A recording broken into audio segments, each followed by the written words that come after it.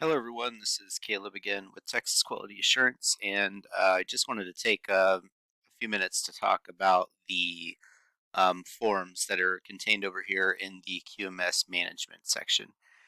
So here you'll find general, just useful forms that we've created based off of our experiences that are common, throughout multiple different types of industries. Like we've got a nonconformance report here, we've got a CAPA form, calibrated equipment form, approved supplier list, and an audit management tool. So what you can do is, let's say that, well, let me describe kind of what's going on here. So this is a a SharePoint list. And so what's going to happen is anytime that you'd like to enter, for example, here we've got an NCR, it's going to save that NCR as a list item. And so all of the different information that you're going to put into that list item, which I'll show you here in a second, is going to be displayed horizontally across these rows. So all of these instances here, you have NCR 1001, 1008, those are all specific instances of NCRs that you've created. And then you would view the contents of those NCRs horizontally. And you can see we've got a lot of information here. Um, and in order to, let's say you want to create a new NCR, what you're going to want to do is you'll click New, and then over here on the right-hand side, and this works as well in the mobile version. So if you have technicians that are on their phones, this will populate as well. Over here on the right hand side, you'll notice that this form opens up and it's a lot more cleaner than what we saw on in these rows over here. And so let's say you're in the field, or you're on your phone, or you're at your desk and you want to go to enter the NCR. You're going to click new, and then you'll just go through and populate all of this information.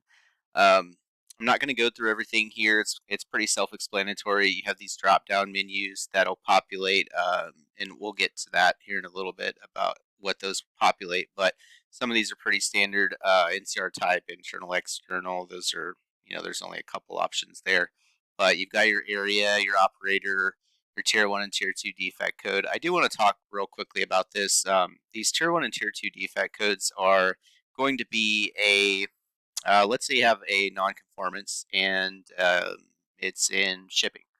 So we're going to go over here and we're going to say shipping, and then once we go to this Tier 2 defect code, it's actually going to populate things related to shipping. So let's say we have an audit NCR. It's going to populate things related to nonconformances related to audits. So that's kind of a neat feature.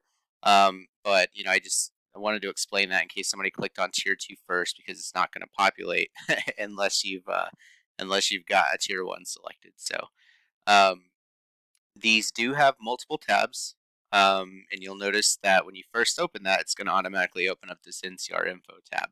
So once you get all that filled out, and you can go to the multiple tabs here. So that now on the next tab, you've got a little bit more information. And then on this last tab here, you've got just general notes area.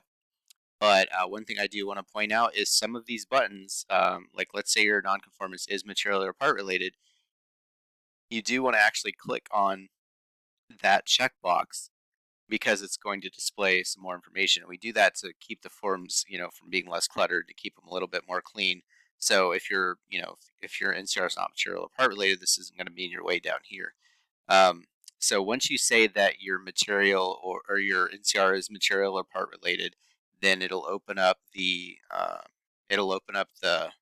option to put in heat number, part number, drawing number, and you'll see this a few times throughout the form, and you'll also see it when you select different options. So let's say that this NCR had items that were reworked. So when you select rework, it's actually going to populate multiple or different inputs for you to put that's related to rework. So when we said rework, is okay, well, what's the rework quantity? What are the rework instructions? Who wrote the rework instructions? Um, and you'll see the same thing with accept. And then accept with concessions, that's kind of a weird one because that's where you might have multiple, like some were accepted, some were scrapped, some were reworked. So just wanted you to be aware that some of these are going to populate general input, different inputs. We do have this total quantity here, and what that is meant for is, let's say you've got a total of 10 parts and 2 of them are scrapped. You would just put 10 as the total, and then as these scrapped, you know, obviously put 2. So that's just to, you know, for records and reporting, that information is tracked as well.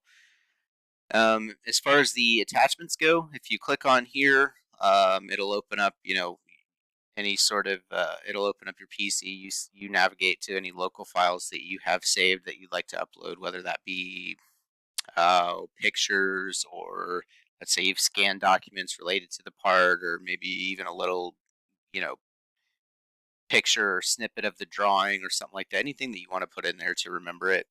And then for this box here, we've kind of made a few notes just for suggestions. Like, let's say you've got specific dimensions that are off, you can add those there, or you know, just a description of what was wrong with the part, that kind of thing. So anything that you can think to use it for, you know, feel free. You'll always want to um, be sure and hit save uh, before you do that. I mean, obviously you don't want to hit cancel. That's pretty self-explanatory. But before you go clicking around, just hit save.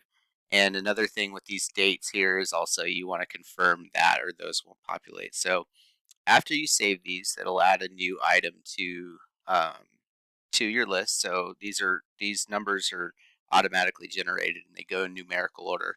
So we've got 1032 here that was just created. And if I would have filled all of that information out, it would all be located right here. Now, let's say that you want to go and I want to look at, I don't know, let's say I want to look at the one I just did. You can just double click that and it'll go into a display mode. But if you actually want to edit it, you have to select edit all. And then that will go back, that'll allow you to go in and edit all of the information on there. If you need to delete NCRs, you just select whichever one you want to delete. You can delete it there. Um, and real quick, well, let's talk about a couple more of these.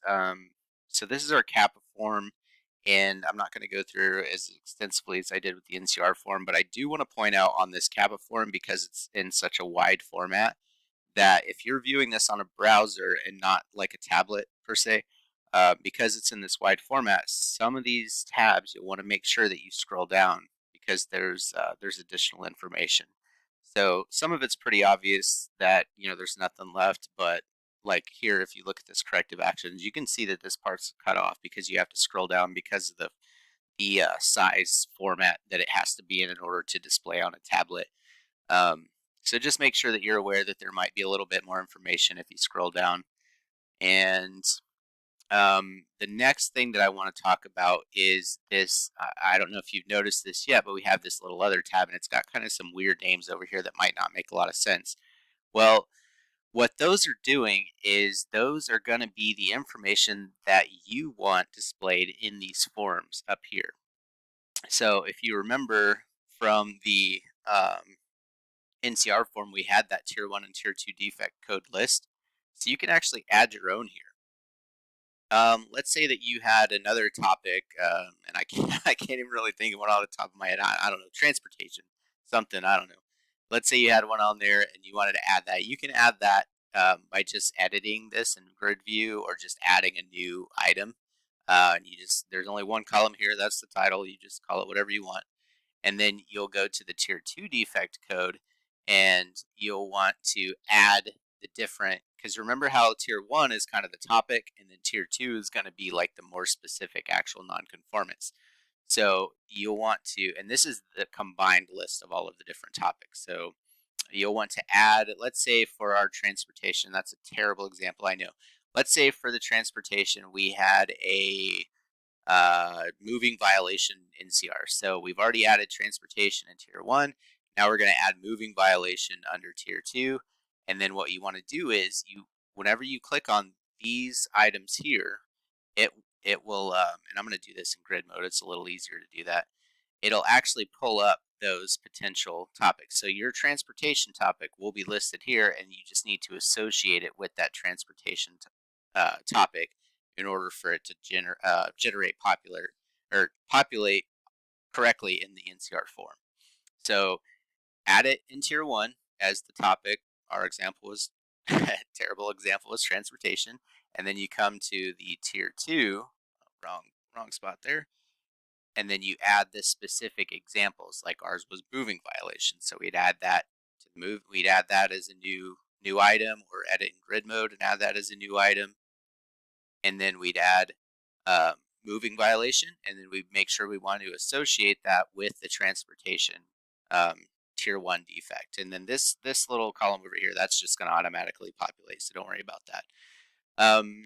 So that's it for the tier 1 and tier 2 defect codes. Some of these other ones are kind of self-explanatory. If you might have seen when we were talking about the NCR list, and I believe it's in the Kappa form as well, there's a departments list. So for your company, you may have your own specific departments, and what you'll need to do is you'll need to come in here and populate these list items. So you can just add new or edit grid mode, and just say, okay, I have a blaster area, I have a helper area, and then there's another portion here that allows you to say whether or not that's part of production, and that's kind of linked to something else that we're not going to talk about now. But if it is part of production, you do want to say yes. If it's not, you do want to say no. So like, here's health and safety, no, that's not production. Here's department leadership, no, that's not production. So as you populate your work areas that you want to see listed on your NCRs and your Kappas, just remember to associate, and just remember to exit the grid mode, and all those list items will be saved there. And you'll see a couple of other ones. Again, like I said, pretty self-explanatory. Employee list. This is the root cause method. Let's say you've got some other root causes that you use for the NCR form. You could put those in there.